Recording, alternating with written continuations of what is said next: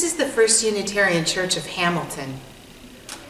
We're close to the downtown core, and we've been providing a liberal religious alternative in Hamilton since 1889. We believe in stewarding the earth and reducing and reusing and recycling. So this building used to be a hardware store. Hard to believe a hardware store could become a church, isn't it? Well, we've done a pretty good job because we have an amazing community. I'm Reverend Victoria Ingram, and I'm the minister here at this wonderful congregation. We're here to affirm the sacredness and mystery of all life. We encourage theological exploration and spiritual growth. We believe in religious freedom and respect for all faith traditions. We practice social justice. We're concerned about peacemaking in the world, and, as I mentioned, the responsible stewardship of our planet. You may not have heard of Unitarian Universalism before. We've been around a long time as a religious faith, but we're kind of small compared to Catholics or Presbyterians or United Church folks. But people are often curious about our faith tradition because we offer an alternative. We offer a place where people can get their questions answered by interacting with others and thinking about what they believe. We believe that what brings us together and strengthens us as a faith community is our belief in the power of our covenantal relationship. It's based on love. It's based on unconditional love, which we believe is derived from God's unconditional love. Yes, God's unconditional love, even in a faith that doesn't always feel comfortable with the word God. It may surprise you that Unitarianism is the third oldest faith that emerged from the Protestant Reformation. Our church, our faith, started in Transylvania. I know it's a joke now, but back in the mid-1500s, Transylvania was a very important place, especially theologically. At that time, it was ruled by King John Sigismund, and he was a Unitarian. Again, it won't surprise you to know that he was the only Unitarian king that there's been so far. Anyway, as a Unitarian, King John Sigismund was very concerned about issues about religious freedom and what should happen and what should people be able to follow as their faith path. It wasn't unusual at that time for monarchs to choose a faith and then everyone in their realm had to go along with the king or queen's religion. And you know what kind of problems that's caused.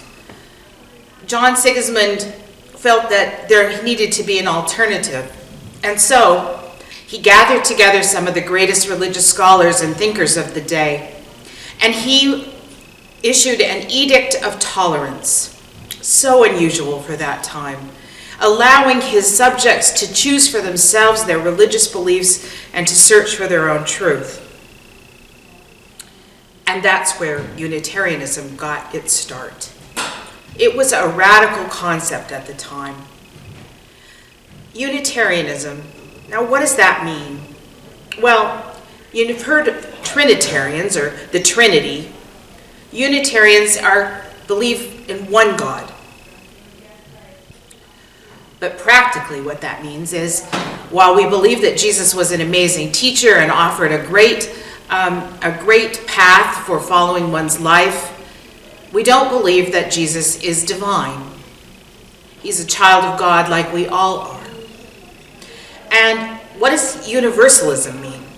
Well, you might remember that another thing that came out of the Reformation was Calvinism and Lutheranism, and the faiths that told us that there were some people who would be reconciled to God and chosen to go to heaven, and others would be damned forever.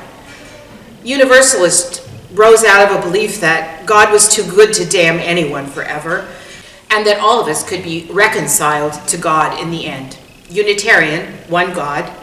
Jesus is an amazing teacher, but not divine. Universalism, everyone can be reconciled to God. Now, not surprisingly, our faith tradition has changed and morphed over the 500 years of practice to the point where we now embrace a multitude of religious traditions and philosophies and thinking. We are and continue to be a liberal and progressive faith, but we have no shared creed or dogma. When you walk into our doors, you're not asked to believe anything in particular. But we do ask you to be involved in your own spiritual journey and your own quest for truth.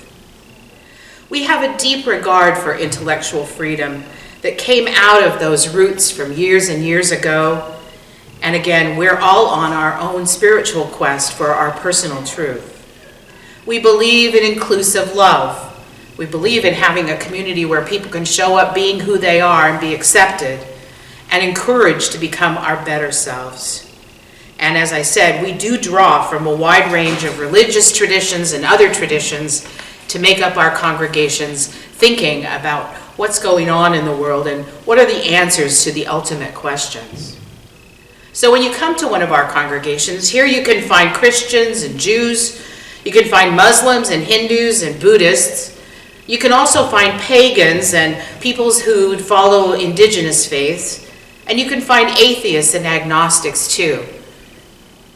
We don't require, again, that you believe anything in particular or specifically, but we do want you to be on a quest. So you might ask, how can you possibly have a group that has so many different points of view and so many different theologies in one room and call it a church? I know sometimes it's kind of hard to imagine what that looks like, but we have congregations all over the world. There are Unitarians and Universalists all over. And somehow we find a way to come together and create strong, supportive, and amazing communities of faith. In our tradition, what we come together around are our values. Let me tell you about our 7 principles.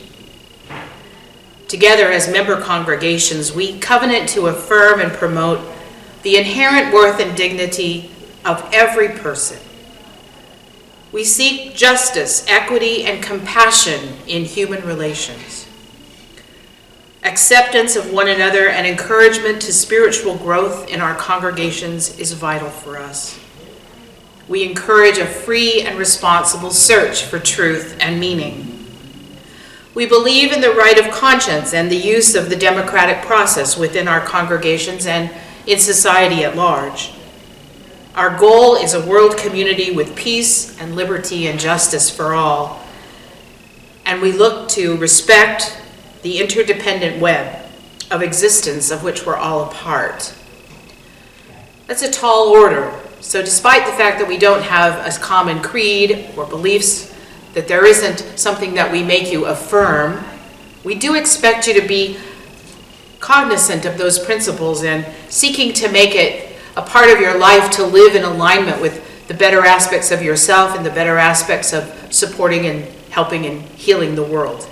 Our mission here at First Unitarian is to nurture one another in community, to serve the larger community, and to inspire action to heal the world. As I mentioned, we draw from a wide variety of religious sources. And I want to tell you about what informs our living tradition. We look to the direct experience of the transcending mystery and wonder.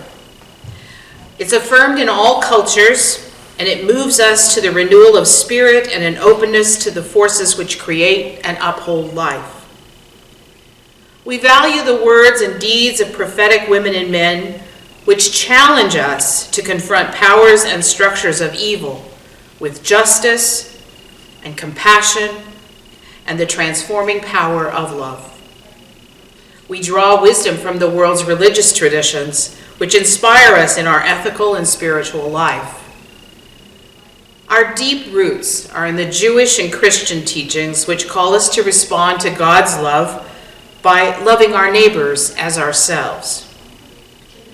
We also draw from humanist teachings, which counsel us to heed the guidance of reason and warn us against the idolatries of the mind or spirit. We follow and pay attention to the spiritual teachings of earth-centered traditions, which celebrate the sacred circle of life and instruct us to live in harmony with the rhythms of nature. Sometimes people have questions about coming to one of our congregations.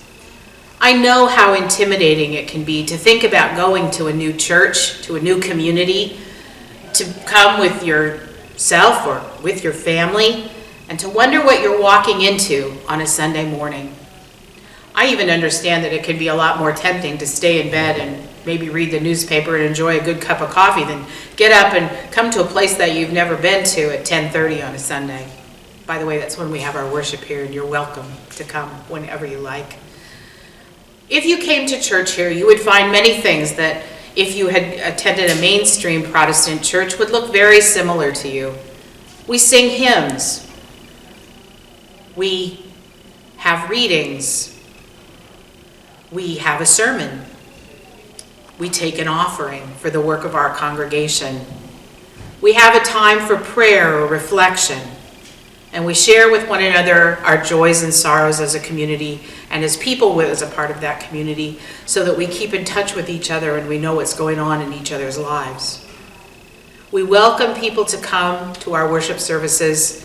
We all welcome your questions. We welcome your curiosity. And we'll make a place for you when you come to visit us on Sunday. And why do I keep emphasizing Sunday? Well, our Sunday service is the one time of the week that we come together as an entire congregation to get to see each other and interact with each other and have a time when we can rejuvenate and recharge our batteries for facing the world outside of our faith community. The support and the love, the acknowledgement, the affirmation that we find here is a vital part of our week. There's other things that go on here too during the week. We have lectures and classes. We have all kinds of activities that are available for people who are interested in doing drumming or being a part of a reading group. There's lots going on, and we have children's programming as well. Children are welcome to stay with their families when they come to church on Sunday, but we also have an active program for our kids. For young kids, we have a nursery that has playtime. For older kids, we offer an opportunity for them to explore the world's religions and the nature around them and get to know each other through structured activities. It's okay to come to church here in your casual clothes. We're not that formal. You don't have to dress up. We just want you to show up and be here and give us a try and see if we might be the place for you. Our services start at 10:30. Pretty typical time for a worship service, and they last about an hour and 15 minutes. Like many congregations, after that time, we go out into the foyer, and there's always really good fair trade coffee. Yeah, Unitarians are a lot like other faith traditions. We like our coffee time. It's a time for conversation and checking in with each other. It's a time for catching up, and it's just a time to enjoy some good fellowship. If you take a green mug as a new person, it means I want to talk to somebody. I want to find out more, and I want to interact with you. And you're welcome to take a green mug if you come and stay for a coffee hour. Often people come here for quite a while before they decide whether this is their faith community or not, and we welcome that. That's fine too. We're always happy to answer questions. We're always ready to respond to your inquiries. We want you to understand what we're about and what we mean to each other as a faith community. So what else can I tell you about Unitarian Universalism? I started off as a young person with my family attending a Presbyterian church. It was a great faith tradition, and it served me for a long time, but as I got older, I had questions, and things just didn't work for me theologically the same as they had when I was a young child. It wasn't until I was older that I came to Unitarian Universalism. And I'll tell you, at first, I wasn't quite sure how it worked spiritually. But as I allowed myself to open up, as I allowed myself to really consider what it meant to be involved in a church community, to think about what the answers to the deep questions of life were for me, I found this to be an amazing faith community and an amazing support for my own spiritual growth and development. I had no idea that I would become a minister. That kind of came as a bit of a surprise, but It fits, and I'm happy here in this Hamilton congregation. It's a great place to be. It's a joy and a wonder to be able to serve a congregation that's as active and busy and engaged and committed as this one is. Unitarian Universalism is a liberal religious tradition that draws from a number of sources, as we've talked about. It's a place where you are encouraged to find out what it is that you believe and to answer the questions for yourself about what it means to live a good life. What happens to us after life is over? What do we do to make life good? And how do we show up as people? And what are we responsible for on our planet and to our fellow human beings? I encourage you, if you even have a spark of interest, if you think this might be an alternative for you, give us a shot. Come see us. Ask your questions. We all have them and we welcome them.